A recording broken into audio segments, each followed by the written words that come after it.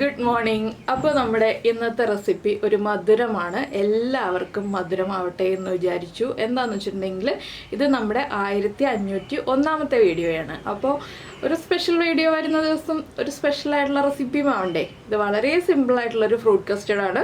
അപ്പോൾ നിങ്ങളെല്ലാവരും ട്രൈ ചെയ്ത് നോക്കുക, വീട്ടിലെല്ലാവർക്കും ഉണ്ടാക്കി കൊടുക്കുക. ഒരു മധുരത്തോടു കൂടി നമുക്ക് 1500 അടുത്ത വീഡിയോകളിലേക്ക് പോവാം. അപ്പോൾ എല്ലാവരും ട്രൈ ചെയ്ത് നോക്കുമെന്ന് വിചാരിക്കുന്നു. നമുക്ക് കസ്റ്റർഡ് എങ്ങനെയാണ് പ്രിപ്പയർ ചെയ്യുന്നത് നോക്കാം. നമുക്ക് നമ്മുടെ ഇൻഗ്രീഡിയൻസ് നോക്കാം. നമ്മളിപ്പോൾ 2 ടൈപ്പ് ഗ്രേപ്സ് എടുത്തിട്ടുണ്ട്. ഗ്രീനും ബ്ലാക്കും ഗ്രേപ്സ് എടുത്തിട്ടുണ്ട്. അതുപോലെ തന്നെ ഒരു ഈത്തപ്പഴവും ഒരു ഞാലിപ്പൂവൻ പഴം എടുത്തിട്ടുണ്ട്. ഞാലിപ്പൂവൻ പഴം തന്നെ എടുക്കുക കേട്ടോ. മൈസൂർ പഴം എന്ന് പറയുന്നത് നമ്മുടെ പാളയംകോടൻ പഴം എടുക്കരുത്. ഞാലിപ്പൂവൻ പഴം എടുത്താലാണ് ടേസ്റ്റ്. അത് ഒരെണ്ണത്തിന് പകരം 2 എണ്ണം വേണമെന്നുണ്ടെങ്കിൽ 2 എണ്ണം ചേർക്കാം. ഞാൻ ഈ ഏത്തപ്പഴത്തിൻ്റെ പകുതിയേ ചേർക്കുള്ളൂ. പിന്നെ നമ്മളൊരു പോംഗ്രാനൈറ്റ് എടുത്തിട്ടുണ്ട്, ഒരു ആപ്പിൾ എടുത്തിട്ടുണ്ട്. പിന്നെ മെയിനായിട്ട് വേണ്ടത് നമുക്ക് 1/2 ലിറ്റർ പാല്. 1/2 ലിറ്റർ പാലിലേക്ക് നമുക്ക് ആവശ്യമുള്ള ഫ്രൂട്ട്സ്, ഞാനിപ്പോൾ കുറച്ച് ഫ്രൂട്ട്സ് എടുത്തു വെച്ചു എന്നേ ഉള്ളൂ. നമുക്ക് ആവശ്യമുള്ള ഫ്രൂട്ട്സ് മാത്രം ചേർത്താൽ മതി. പിന്നെ വാനിലയുടെ ഫ്ലേവറിലുള്ള കസ്റ്റർഡ് പൗഡറാണ് എടുത്തിട്ടുള്ളത്. അത് വാനില ഫ്ലേവർ തന്നെ ആയിരിക്കും കസ്റ്റർഡ് പൗഡർ എപ്പോഴും എടുക്കുന്നത് നല്ലത്. നമുക്ക് കൂടുതലും വാനില ഐസ്ക്രീമൊക്കെ ആണല്ലോ എല്ലാവർക്കും താല്പര്യം. അപ്പോൾ ആദ്യം നമുക്ക് ഈ പാലൊന്ന് തിളപ്പിക്കാൻ വയ്ക്കാം. ഒരു 1/4 കപ്പ് പാല് മാറ്റി വയ്ക്കാം. എന്താണെന്ന് വെച്ചിട്ടുണ്ടെങ്കിൽ നമ്മുടെ കസ്റ്റർഡ് പൗഡർ ഒന്ന് മിക്സ് ചെയ്തെടുക്കാനായിട്ട് 1/4 കപ്പ് പാല് മാറ്റി വയ്ക്കാം. ഈ ഒരു വീഡിയോ കാണുന്നവർ ദയവേത് അറിയാവുന്നവരാണെങ്കിൽ ഞങ്ങൾക്കിതെല്ലാം അറിയാവുന്ന റെസിപ്പിയാണ്, നിങ്ങൾ പറഞ്ഞു തരേണ്ട ആവശ്യമില്ല എന്ന് പറയരുത് കേട്ടോ. എന്താണെന്ന് വെച്ചിട്ടുണ്ടെങ്കിൽ നമ്മുടെ വീഡിയോ കാണുന്നവരിൽ പലർക്കും ഇപ്പോൾ കസ്റ്റർഡ് പുഡിംഗ് ഉണ്ടാക്കാനോ അല്ലെങ്കിൽ ഫ്രൂട്ട് കസ്റ്റേർഡ് ഉണ്ടാക്കാനോ ഒക്കെ അറിയാത്ത ആളുകളുണ്ടാവാം. അവരെ ഉദ്ദേശിച്ചിട്ടാണ് നമ്മൾ ഈ ചെയ്യാത്ത റെസിപ്പികൾ വീണ്ടും പുതിയ പുതിയ റെസിപ്പികൾ ചെയ്യുന്നത്. അപ്പോൾ നിങ്ങൾക്ക് അറിയാവുന്നതാണെങ്കിൽ നിങ്ങളൊന്ന് സ്കിപ്പ് ചെയ്തോളൂ. അറിയാത്തവരാണെങ്കിൽ ഞാൻ ഉണ്ടാക്കുന്ന രീതി എങ്ങനെയാണെന്ന് അറിയാൻ വേണ്ടി കണ്ടോളൂ. അപ്പോൾ ആദ്യം നമുക്കൊരു 1/4 കപ്പ് പാല് മാറ്റി വെച്ചിട്ട് ബാക്കിയുള്ള പാല് തിളപ്പിക്കാൻ വയ്ക്കാം. അതിലേക്കാണ് നമ്മുടെ ഈ custard powder 2 table spoon mix ചെയ്ത് വെക്കേണ്ടത്. അത് നമുക്ക് ഓരോന്നായിട്ട് ചെയ്യാം. അപ്പോൾ ആദ്യം നമ്മുടെ ഗ്രേപ്സും നന്നായിട്ട് കഴുകിയതിന് ശേഷം കുറച്ച് ഉപ്പും മഞ്ഞൾപ്പൊടിയും ഇട്ടിട്ട് വീണ്ടും വെള്ളം ഒഴിച്ചിട്ട് വയ്ക്കുക. ഇത് നമുക്ക് ലാസ്റ്റേ ആവശ്യമുള്ളൂ. കസ്റ്റർഡ് റെഡി ആയി കഴിഞ്ഞിട്ടേ ആവശ്യമുള്ളൂ. അപ്പോൾ ഞാനിത് ഉപ്പും മഞ്ഞൾപ്പൊടി ഇട്ട് വെള്ളം ഒഴിച്ച് വയ്ക്കാൻ പോവാണ്. ബാക്കിയുള്ള കാര്യങ്ങളൊന്നും നമുക്ക് അങ്ങനെയില്ല. എന്ന് വെച്ചാൽ ബാക്കിയുള്ളതെല്ലാം നമ്മൾ തൊലി മാറ്റി എടുക്കുന്നതാണ്. ഗ്രേപ്സിലാണ് വിഷാംശം കൂടുതൽ ഉണ്ടാകാൻ സാധ്യതയുള്ളത്. അതുകൊണ്ട് ഗ്രേപ്സ് നമ്മൾ അങ്ങനെ തന്നെ കഴുകിയെടുക്കുക. അപ്പോൾ ഇത് മാറ്റി വയ്ക്കാം. നമുക്ക് പാലും തിളപ്പിക്കാൻ വയ്ക്കാം. അപ്പോൾ നമ്മൾ നമ്മുടെ പാല് തിളപ്പിക്കാൻ വെച്ചിട്ടുണ്ട്. ഞാൻ ഇതിൽ നിന്ന് 1/4 കപ്പ് പാല് വേറൊരു ബൗളിലേക്ക് മാറ്റി വെച്ചിട്ടുണ്ട്. ഇതുപോലെ മാറ്റി വെച്ചിട്ടുണ്ട്. നിങ്ങൾക്ക് ഇളം ചൂട് പാല് മതിയെന്നുണ്ടെങ്കിൽ ഇളം ചൂട് പാലിലേക്ക് 2 ടേബിൾ സ്പൂൺ കസ്റ്റർഡ് പൗഡർ എടുത്ത് മിക്സ് ചെയ്യാം. അതിലേക്ക് മിക്സ് ചെയ്തിട്ട് നമുക്ക് ഒഴിച്ചു കൊടുക്കാം പാല് തിളച്ച് വരുമ്പോൾ. ഞാനിപ്പോൾ ഇളം ചൂട് പാലല്ല, ഈ തണുത്ത പാല് തന്നെയാണ് എടുത്തിട്ടുള്ളത്. അത് നമ്മുടെ ഇഷ്ടത്തിന് വ്യത്യാസം വരുത്താം കേട്ടോ. ഇളം ചൂട് പാലാണെങ്കിലും മിക്സ് ആവാൻ എളുപ്പമായിരിക്കും. എങ്ങനെയാണെങ്കിലും നമ്മൾ കട്ടയില്ലാതെ കലക്കിയെടുക്കണം, അതാണ് വേണ്ടത്. 2 ടേബിൾ സ്പൂണാണ് ഈ 1/2 ലിറ്റർ പാലിൻ്റെ കസ്റ്റർഡ് പൗഡറിൻ്റെ അളവ്.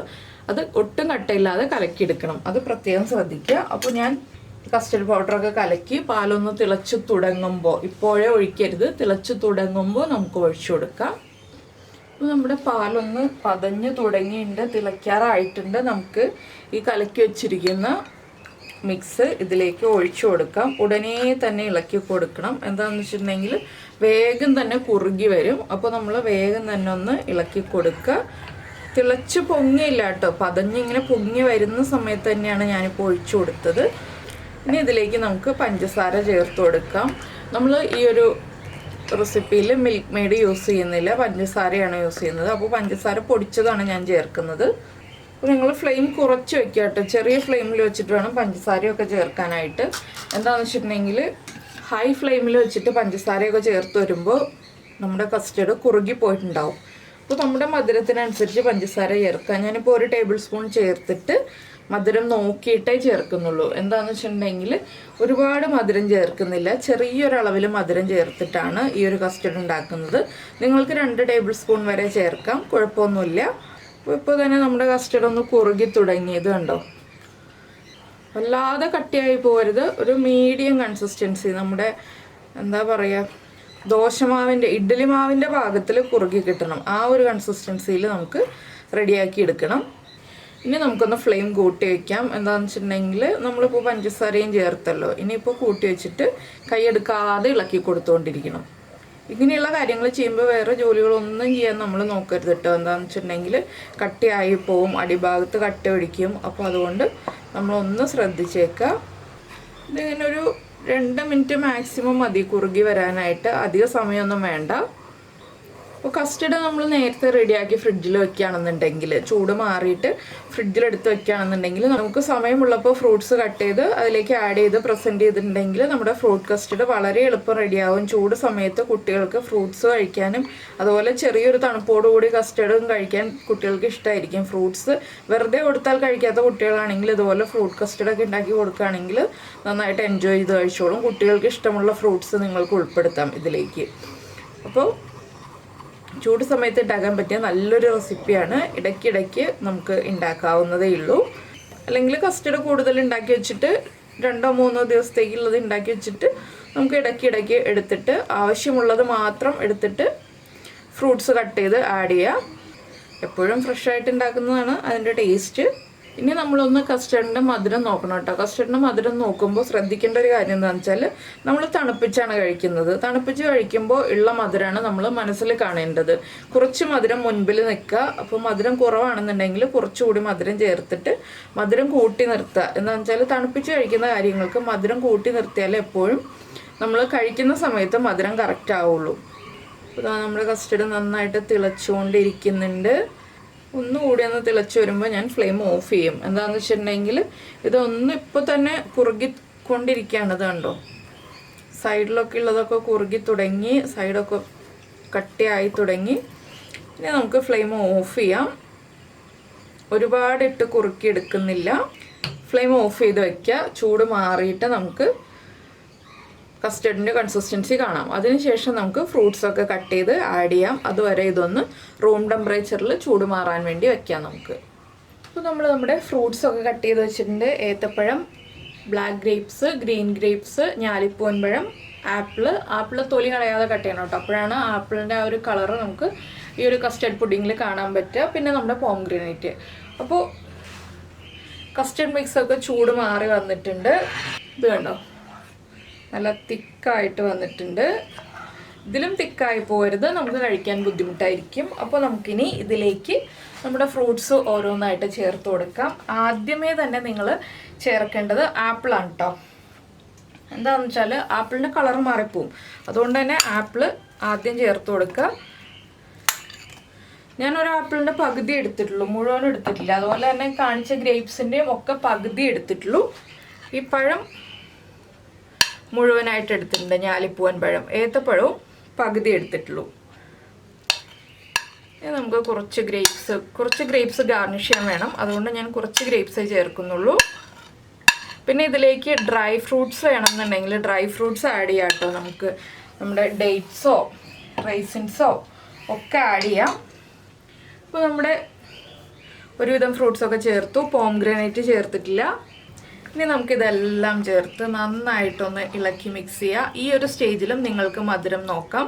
മധുരം കുറവാണെന്നുണ്ടെങ്കിൽ മധുരം ചേർത്ത് കൊടുക്കാം. പിന്നെ ഇതിലേക്ക് നട്ട്സ് വേണമെന്നുണ്ടെങ്കിൽ നട്ട്സ് ചോപ്പ് ചെയ്ത് ചേർക്കാം. കാഷ്യൂനട്ടോ ആൽമണ്ട്സോ പിസ്തയോ ഏതൊക്കെ വേണമെന്നുണ്ടെങ്കിലും അതൊക്കെ നമുക്ക് ചോപ്പ് ചെയ്ത് ചേർക്കാം. അപ്പോൾ എന്താണെന്ന് വെച്ചാൽ കൂടുതൽ ക്രീമി ആയി പോവും. അതുകൊണ്ടാണ് ഞാൻ ഇത്രയും ഫ്രൂട്ട്സിൽ നിർത്തിയത്. നിങ്ങൾക്ക് സ്ട്രോബെറിയോ കിവിയോ ഒക്കെ ചേർക്കാം. പുളി അധികം ഇല്ലാത്ത ഫ്രൂട്ട്സ് ചേർക്കാണ് നല്ലത്. മാങ്ങ ചേർക്കാം. നമുക്ക് സീസണലായിട്ട് അവൈലബിൾ ആവുന്നത് പൈനാപ്പിൾ ആണോ മാങ്ങയാണോ ഏതാണെന്ന് വെച്ചിട്ടുണ്ടെങ്കിൽ അത് നമുക്ക് ചേർക്കാം. ഇനിയിപ്പോൾ നമുക്ക് വേറെ പരിപാടിയൊന്നുമില്ല, സെർവ് ചെയ്യുക എന്നുള്ള പരിപാടി മാത്രമേ ഉള്ളൂ. അപ്പോൾ നമുക്ക് സെർവ് ചെയ്യാനുള്ള ബൗൾ എടുക്കാം. സെർവിങ് ബൗളിലേക്ക് നമുക്ക് പതുക്കെ നമ്മുടെ കസ്റ്റർഡ് ഒന്ന് മാറ്റി കൊടുക്കാം. അപ്പോൾ ഇതാ നമ്മുടെ കസ്റ്റർഡൊക്കെ പ്രസൻറ്റ് ചെയ്ത് കഴിഞ്ഞു. നിങ്ങളെല്ലാവരും ഉണ്ടാക്കി നോക്കുമെന്ന് വിചാരിക്കുന്നു. ഹെൽത്തി ആയിട്ടുള്ളൊരു കാര്യമാണ്. എന്താണെന്ന് വെച്ചാൽ കുട്ടികൾക്കൊക്കെ നമുക്ക് ഹെൽത്തി ആയിട്ട് കൊടുക്കാം.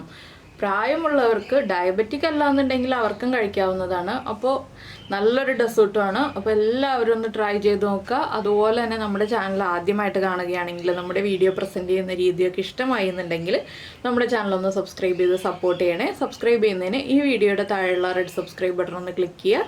അതിൻ്റെ റൈറ്റ് സൈഡിലുള്ള ബെല്ലൈക്കണും ക്ലിക്ക് ചെയ്യുക. അപ്പോൾ ഓൾ എന്ന് പറഞ്ഞിട്ടൊരു ഓപ്ഷൻ കാണാം. ആ ഓളും കൂടി പ്രസ് ചെയ്തിട്ടുണ്ടെങ്കിൽ ഞാൻ എപ്പോഴും വീഡിയോ അപ്ലോഡ് ചെയ്യുമ്പോൾ നിങ്ങൾക്ക് നോട്ടിഫിക്കേഷൻ വരും.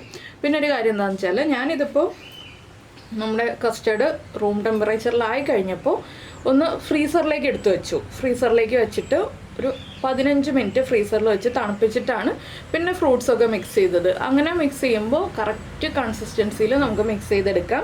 ഇല്ലെങ്കിൽ നിങ്ങൾ ഇതുപോലെ റെഡിയാക്കി കഴിഞ്ഞിട്ട് ഫ്രീസറിലേക്ക് വെക്കുകയാണെന്നുണ്ടെങ്കിൽ ഒരു ക്ലിങ് ഫിലിം വെച്ച് കവർ ചെയ്തിട്ട് മാത്രം നമ്മൾ എടുത്ത് വെക്കുക കേട്ടോ. എന്താണെന്ന് വെച്ചിട്ടുണ്ടെങ്കിൽ ഫ്രൂട്ട്സ് സെറ്റ് ചെയ്ത് കഴിഞ്ഞിട്ട് വെക്കുകയാണെങ്കിൽ ക്ലിങ് ഫിലിം വെച്ച് കവർ ചെയ്തില്ല എന്നുണ്ടെങ്കിൽ ആ ഒരു ഐസിൻ്റെ ആ ഒരു ആവിപ്പുണ്ടല്ലോ, നമ്മുടെ കസ്റ്റർഡിൻ്റെ ആവിപ്പും ഐസിൻ്റെ ആ ഒരു ക്രിസ്റ്റൽസൊക്കെ ഫോം ചെയ്യാൻ സാധ്യതയുണ്ട്. അതുപോലെ തന്നെ മറ്റുള്ള കറികൾ ഏതെങ്കിലും നമ്മുടെ ഫ്രിഡ്ജിൽ ഉണ്ടെങ്കിൽ അതിൻ്റെ സ്മെല്ലും കൂടി ഈ ഒരു കസ്റ്റർഡ് അബ്സോർബ് ചെയ്യും.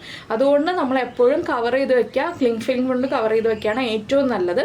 അപ്പോൾ എന്തായാലും നമുക്ക് നമ്മുടെ അടുത്തൊരു റെസിപ്പിയുമായിട്ട് അടുത്ത ദിവസം കാണുന്നതിന് മുന്നേ ലൈക്ക് ചെയ്യാനും കമൻറ്റ് ചെയ്യാനൊന്നും മറന്നുപോയില്ലല്ലോ. അപ്പോൾ നമുക്ക് നാളെ കാണാം.